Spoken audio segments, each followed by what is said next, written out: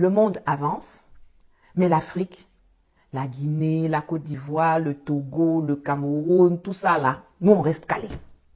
Nous pas bouger, mais nous savoir pleurer, nous savoir mendier.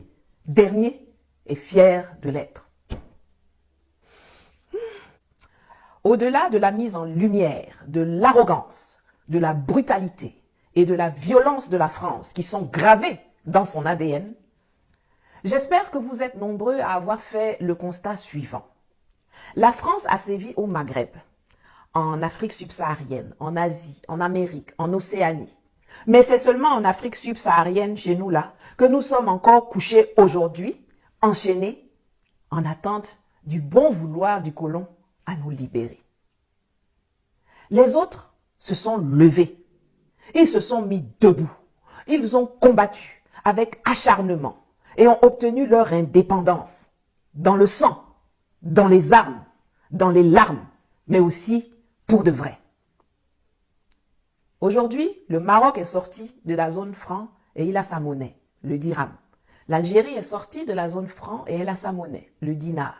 Le Cambodge, le Laos, le Vietnam sont sortis de la zone franc et ils se développent très bien depuis qu'ils ont mis fin aux liens coloniaux avec la France. Mais nous, on est là, on est dedans. Et on pense que si on demande gentiment, ils vont nous laisser sortir. Mais la liberté ne s'octroie pas. La liberté s'arrache. Et le temps du dialogue est terminé. On ne peut pas attendre que notre tortionnaire ait pitié de nous et nous lâche la grappe. La France ne le fera jamais.